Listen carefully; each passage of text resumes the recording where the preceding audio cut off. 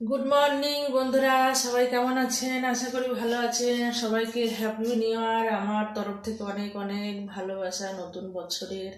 তো সবার এই পুরনো বছরটা কেমন কেটেছে আমাকে একটু জানাবেন। আর নতুন বছর যাতে আমাদের খুব ভালোভাবে কাটে, সবার যাতে ভালোভাবে কাটে, আমি সেই প্রার্থনাই করি। আমার নামও প্রার্থনা, যাই হোক। তো সেই ঠাকুরের কাছে শুধু সেই প্রার্থনাই করি যেন সবাই আমরা সবাই মিলে ভালো মতো থাকতে পারি।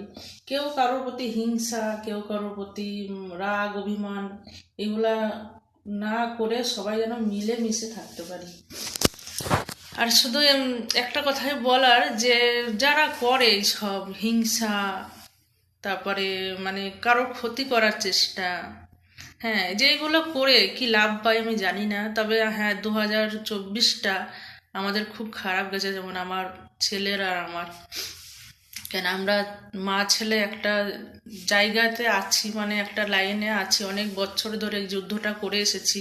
তো তার জন্য অনেক লোকের সঙ্গে অনেক যুদ্ধ করতে হয়েছে। কিছু কিছু মানুষ আছে হিংসেতে, তাদের যে কিসের হিংসা আমার ছেলের প্রতি আমার প্রতি আমি জানি না। আমাদেরকে মা ছেলেকে তারা ব্যবহার করে নিজেদের সুবিধার জন্য আমাদের জীবনটা পুরো তছনছ করে দেওয়ার চেষ্টা করেছিল। আছে কিছু কিছু মানুষ, বন্ধুরা, আমি শেয়ার করছি কথাটা আপনাদেরকে আজকে।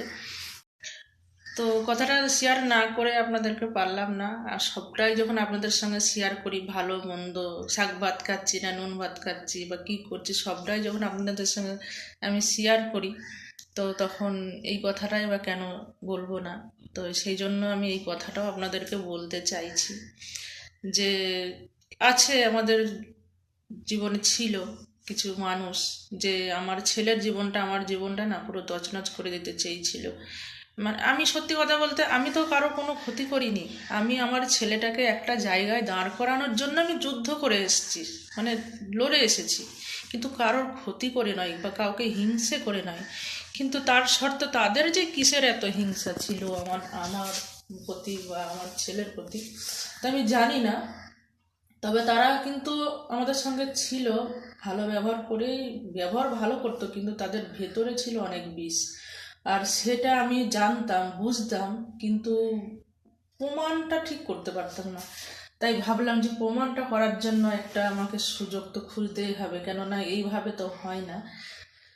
তো বিষ গাছ না সেটা নাকি অমৃত গাছটা জানার জন্য যখন একটা টোকা মারলাম, তখন দেখলাম সেখান থেকে পুরো বিষ ঝরে ঝরে পড়ছে, বন্ধুরা। তো আমি যখন বুঝে গেলাম সব কিছু, তখন আমি আমার ছেলেকে নিয়ে বেরিয়ে চলে এসেছি অনেক জায়গা থেকে। যাই হোক, এখন একটু উঠে দাঁড়িয়ে। তো মানুষকে বিশ্বাস করলে, বন্ধুরা, যে এতটা আঘাত পাওয়া যায়। আর সত্যি কথা বলে, সব মুখোশের আড়ালে সব ভালো মানুষ থাকে না। তাই এটাই আমরা বুঝে গেছি। কেন বুঝতাম না, যদি হয়তো ছেলেকে নিয়ে একটু উন্নতি করার চেষ্টা না করতাম, তাহলে হয়তো এই শত্রুগুলা হতো না। তা শুনে এসছি, ছোটবেলা থেকে শুনে এসছি, যে যত একটু ভালো এগাই, যা এগোতে চাই যে যখন, তখন তার প্রতি এগুলো নাকি হয়। তা আমিও দেখছি, তাই সত্যি প্রমাণ পেয়ে গেলাম যে ছেলেটাকে নিয়ে যখন একটু এগাতে চেয়েছি, তখন এরকম আমার পিছনে ওসব অনেকজন লেগে গিয়ে ক্ষতি করার চেষ্টা করলো।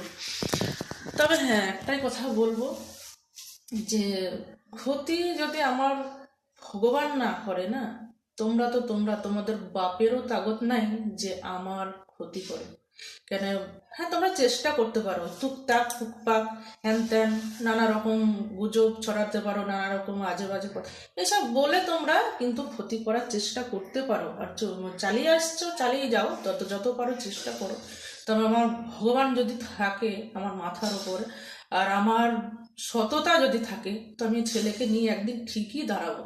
আমি কিন্তু এইভাবে করে থাকবো না। তো যারা আমার প্রতি হিংসা করে এসছো, করছো, এত এখনো করে এসছো, তাদেরকে বলবো, তোমরা যেন ভালো, কারোর ক্ষতি করে যদি তোমরা ভাবো কাউকে হিংসা করে বসিয়ে দেবো, দিয়ে আমরা বিশাল কিছু হয়ে যাব, আমরা আমাদের ছেলে মেয়ে বা আমরা নিজেরা অনেক কিছু করে ফেলবো, তোমরা যদি ভেবে থাকো, তো তোমরা ভাবো আর করতে থাকো, চালিয়ে যাও এভাবে।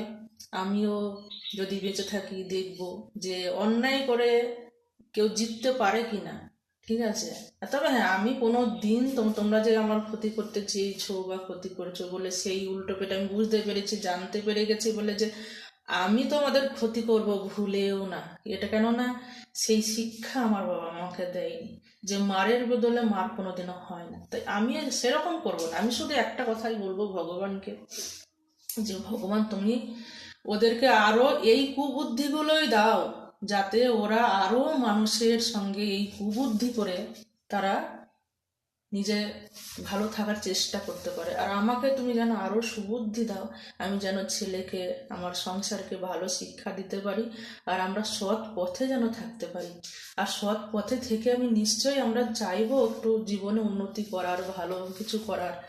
হ্যাঁ, এটা যদি কারো জলে সেটা তো আমাদের কোনো কিছু করার নেই। তো ভগবানের কাছে এটাই বলবো যে ভগবান আশীর্বাদ করো যেন ভালো মানুষ হতে পারি, ছেলেদেরকে যেন ভালো মানুষ করতে পারি। তো টাটা বন্ধুরা।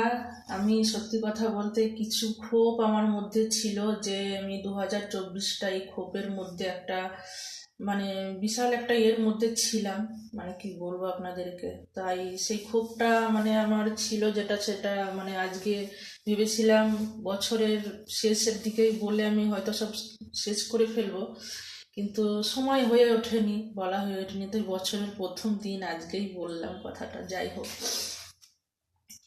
কথাটা বললাম আপনাদেরকে এই কারণে যে আপনারাই আমার সত্যি কথা বলতে আমার সব, এখন সত্যি কথা বলতে, কেননা সবটাই যখন আপনাদের সঙ্গে শেয়ার করি তো এটাও শেয়ার করলাম। তো আমার যা ক্ষোভ ছিল, মানে যা রাগ অভিমান ছিল, আমি সব ঘুচিয়ে আমি নতুন করে ছেলেদেরকে নিয়ে সংসার নিয়ে বাঁচতে চাই। এবার আমাকে যদি কারোর ভালো লাগে সে আসবে, ভালোবাসবে, আমি তার জন্য, সে যদি আমাকে একটা আঙুল ফোঁটা রক্ত দেয় না, আমি তার জন্য আমি বুকের কলিজাটা দিয়ে দিতে রাজি আছি। আমি এরকমই মানুষ। আর কেউ যদি আমার ক্ষতি করার চেষ্টা করে তো আমি ক্ষতি করব না। ভগবান আছে আমার, আমার সত্যি আমার ভগবান, তার কারণ ভগবান আমার আমার ক্ষতি কেউ করার চেষ্টা করলে না, ভগবান সঙ্গে সঙ্গে তার সর্বনাশ করেইছে, সেটা আমি অনেকবার প্রমাণ পেয়েছি বন্ধুরা। তো আমি জানি, যে আমার বিশ্বাস এটা, যে আমার ভগবান আমার সঙ্গে আছে। আর ফেসবুকে আমি আছি ওই 2-3 বছর হয়ে গেল। তো বন্ধুরা আপনারাও আমার পাশে থেকেন, এটাই বলবো।